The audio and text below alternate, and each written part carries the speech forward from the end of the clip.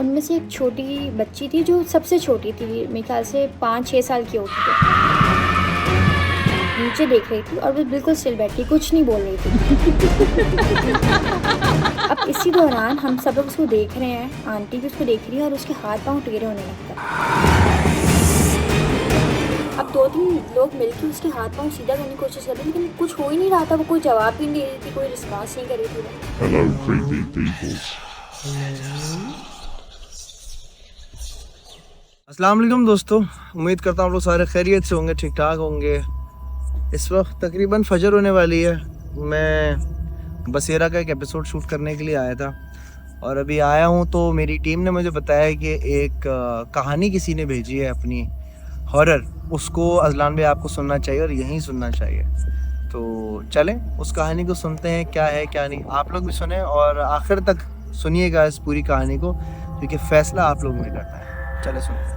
मेरे पास एक वाक़या था छोटा-सा, जो मैंने सोचा मैं आप सबके साथ और अहसान भाई के साथ शेयर करूँ।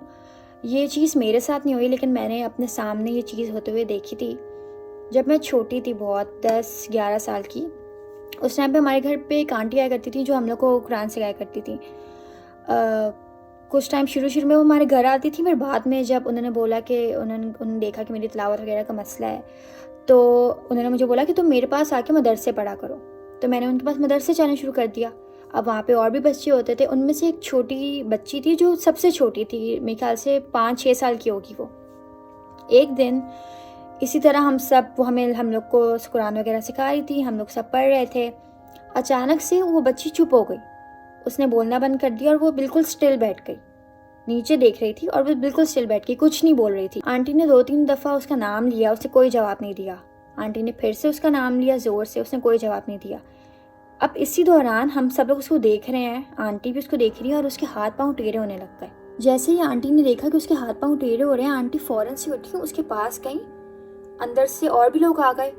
अब 2-3 लोग मिलके उसके हाथ-पाँव सीधा करने की कोशिश कर रहे थे, लेकिन कुछ हो ही नहीं रहा था, वो कोई जवाब भी नहीं दे रही थी, कोई रिस्पॉन्स नहीं कर रही थी वो। लोगों ने उसको मिलके उठाया और वो हम लोग के सामने उसको अंदर ले गए। इस पूरे सीन में उस बच्ची ने एक चीज़ नहीं बोली, वो सिर्फ स्टिल थी, उसके हाथ-पाँव सीधे हुए थे, वो कुछ भी नहीं बोल रही थी, कोई मूवमेंट नहीं थी। उस वक्त किसी ने नहीं बताया क्या हुआ है, हम लोग ने पूछा नहीं, इस बारे में कोई बात नहीं हुई, कुछ भी नहीं हुआ।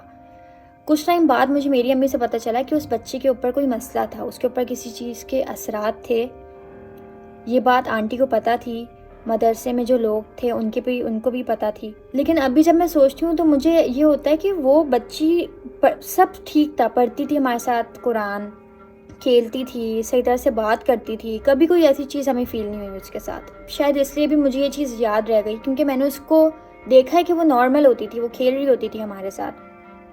बाद में सुनने को ये भी मिला कि उसकी तबीयत काफ़ी ख़राब हो गई थी, वो बहुत बीमार रहने लग गई थी और उन्होंने फिर घर भी चेंज कर लिया था। उसके बाद किसी का उनसे राब्ता नहीं हुआ। ओके यार, इस कहानी को सुन के मुझे लगता है कि शायद ये एक मिथ है, एक कहानी है, बनाई थी शायद, आई डोंट नो। आप लोग ज़्यादा बेहतर समझते हैं, क्योंकि मैं समझता हूँ कि जो लोग घर में बैठ के सुकून से एसी वाले कमरे में कहानियाँ सुन रहे होते हैं, उनको मेरा ख्याल है शायद ज़्यादा कुछ समझ आती है। खैर, तंज़ो मज़ा तो चलता रहेगा। आप लोग फैसला कीजिए कि ये कहानी आपको कैसी लगी। अगर इस कहानी में कोई भी सच्चाई आपको नज़र आती है तो ये आपने कमेंट सेक्शन में लाजमी बताना है। सेकेंडली, अगर आपके साथ खुदा ना खास्ता ऐसा कभी वाक़या हुआ हो तो स्क्रीन के ऊपर जो नंबर लिखा आ रहा है आप हमें भेज सकते हैं और हम सब आपकी कहानी सुनाएंगे। अपना बहुत सारा ख्याल रखिएगा। पाकिस्तान जिंदाबाद। अल्लाह।